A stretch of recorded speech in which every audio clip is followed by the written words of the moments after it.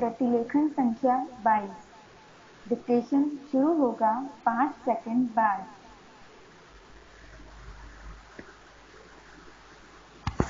महोदय, सरकार की ओर से इन भाषा संस्थानों को विशेष संरक्षण तथा सुविधाएं प्राप्त हैं।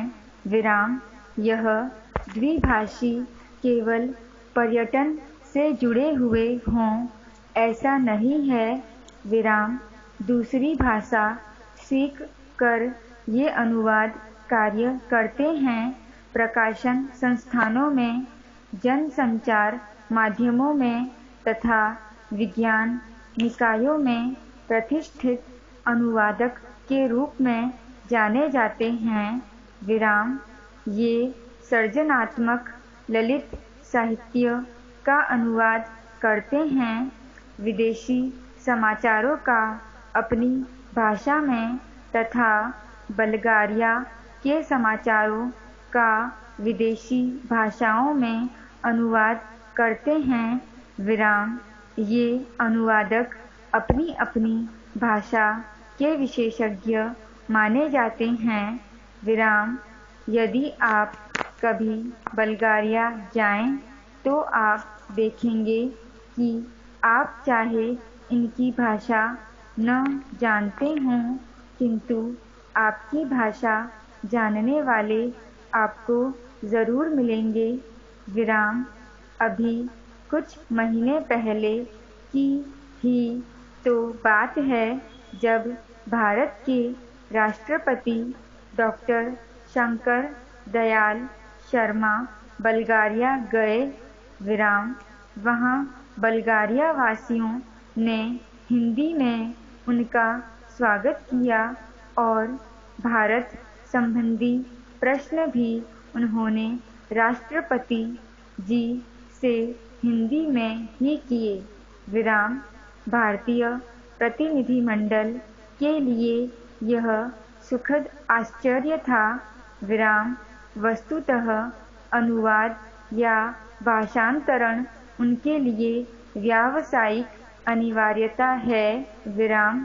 यूरोप के अन्य देशों में भी यही स्थिति है, जहां विश्व में प्रकाशित किसी भी भाषा का महत्वपूर्ण शोध निबंध या कोई विदेशी चर्चित साहित्यिक कृति उस देश की भाषा में तत्काल अनुदित हो जाती है।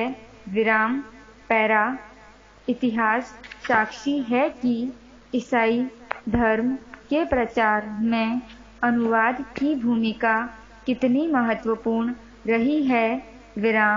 ईसाई धर्म के विश्वव्यापी प्रचार के लिए बाइबिल के अनुवाद की व्यापक योजना बनाई गई। अनुवाद ने ही बाइबिल को भारत के गांव-गांव यहाँ तक कि आदिवासी क्षेत्रों तक पहुँचा दिया। बाइबिल के बाद सबसे अधिक भाषाओं में और एक ही भाषा में कई बार भगवद गीता का अनुवाद हुआ। भारतीय दर्शन और प्रतिभा को समझने की लालसा ने विदेशियों को प्रेरित किया कि वे गीता का अनुवाद अपनी भाषा में करें। आज विश्व की सभी प्रमुख भाषाओं में गीता का अनुवाद आपको मिलेगा। अवधी भाषा में लिखित रामचरितमानस भी देश और विदेश की अनेक भाषाओं में अनुदित होकर विश्व साहित्य का अनुपम ग्रंथ बन गया है।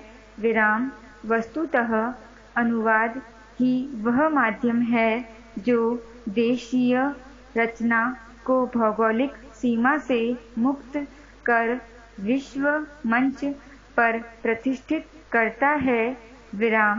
गीतांजलि की ख्याति का एक प्रमुख कारण उसका विदेशी भाषाओं में अनुदित होना भी है।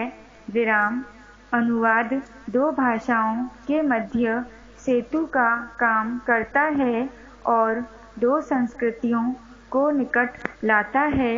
विराम अनुवाद की नींव है दो भाषाओं का ज्ञान और उन भाषाओं पर व्याकरण और शैली की दृष्टि से ऐसा पूर्ण अधिकार कि अनुवादक एक भाषा भाव व विचार राशि को दूसरी भाषा में पूर्णतः इस प्रकार रूपांतरित करे कि पाठक मूल रचना की संवेदना से भी परिचित हो सके तथा अनुवाद पढ़कर उसे मूल का सा आनंद भी मिल सके।